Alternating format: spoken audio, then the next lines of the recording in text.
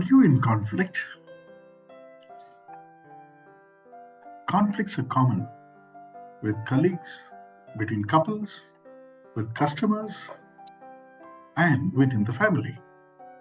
So, are you looking at a way to overcome the conflict?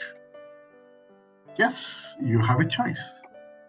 The choice is a lovely acronym standing for conflict hurts oneself inside, creating emptiness. So you have a choice to avoid it. And the choice is with you to conflict or complement each other. So let's find ways to overcome conflicts and build relationships.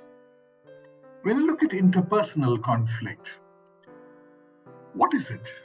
It's a situation between or among people whose lives are interdependent, who feel angry, who perceive the others as being at fault, and who act in ways that lead to a problem.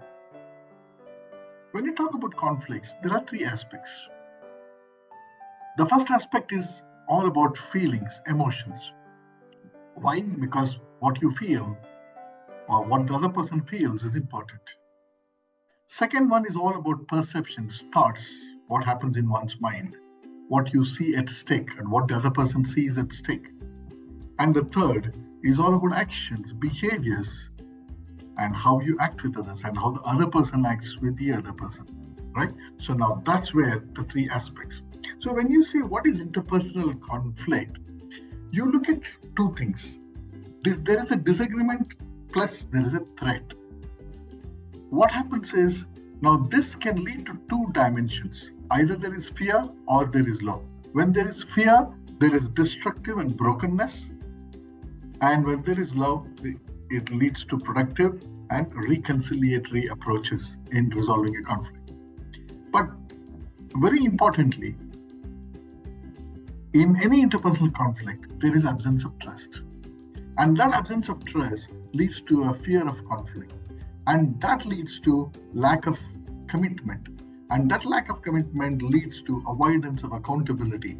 And that leads to inattention to results. And then the cycle continues. So trust seems to be the basic thing which is taking a hit during interpersonal conflicts. Four sources of all conflicts. Conflicts stem from data, lack of information, right? Or there is different information, or there is different interpretations and different ways of assessment. And then the other source is relationship. There is a misperception or stereotypes and poor communication. And when you talk about conflicts relate to invariably values, it's day-to-day values or there is a self-definition of each of the warring parties.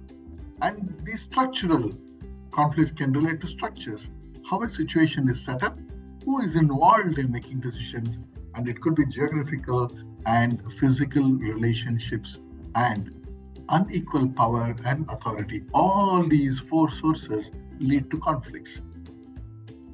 So now people's approaches to conflict, very interesting. Accommodation or smoothing, playing down the conflict and seeking harmony with each other. Yeah. So which is, if you look at it, on one hand, on the y-axis, you have the degree of cooperativeness, and on the x-axis, you have the degree of assertiveness from low to high. So now, when it is low assertiveness, high cooperativeness, only then accommodation or smoothing happens.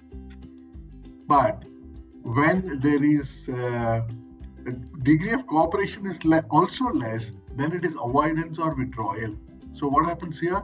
Denying the existence of conflict and hiding one's true feelings. The feelings are there, but it is not being expressed. Or there is competition. Assertiveness is very high. There is competition or authoritative command. Cooperation is definitely not there. Forcing a solution to impose one's will on the other person. Yeah. And then there is the fourth strategy.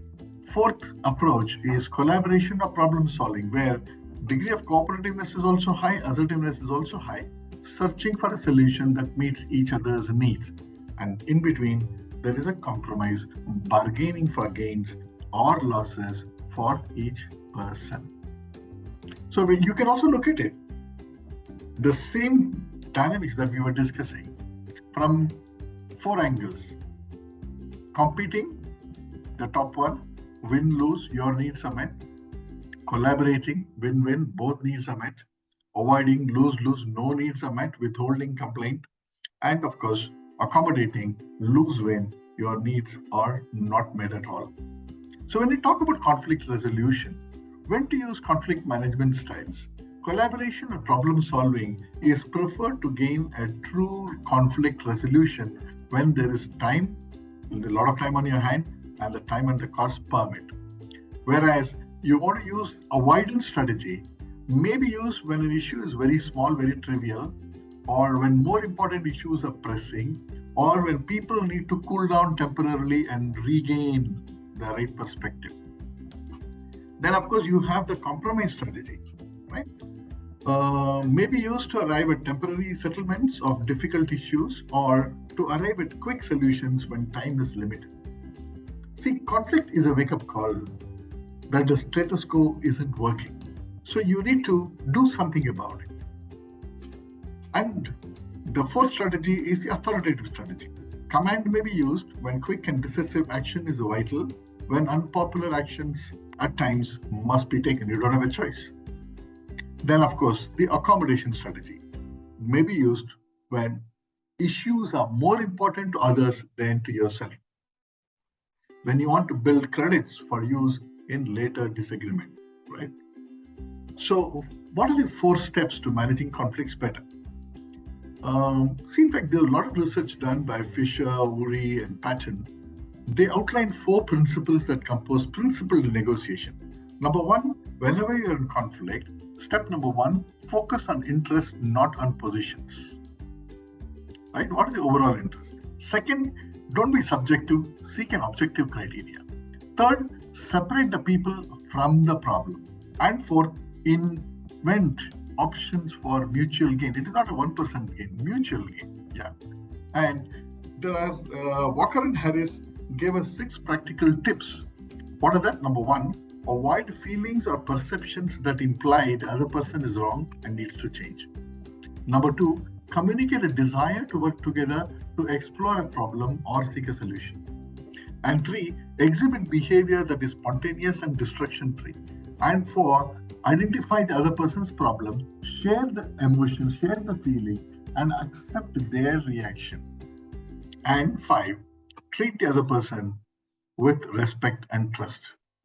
And the last one, investigate issues rather than take sides.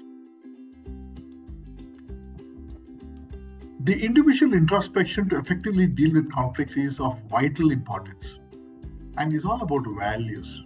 Number 1, values that underlie your communication, values behind the way in which the other person communicates. What you can learn from the other person, and dysfunctional behaviors that you should avoid. Anybody has to avoid, otherwise dysfunctional behaviors can only intensify the conflict. Need introspection to deal with conflict effectively. Because number 1, identify your interpersonal style of communication. What is happening in the way we communicate, way we speak? Consequences of your communication style. Is there some correction that need to be done? And the need for you to shift into collaboration. Why is teamwork important between 2 people or more? And barriers to collaborative problem. How do we come together and solve problems and find solutions? And the last one, opportunity to establish constructive norms. So you establish norms so that the future is much better. So think about it. We have spoken about conflict with some solutions. Whole idea is, how do we move from conflict to complement? A gentle pat on the back may help us patch up, and sharing just a cup of coffee or tea may help us team up. Come, let us help patch up and team up. Email learning@oscarmurphy.com or visit our website oscarmurphy.com.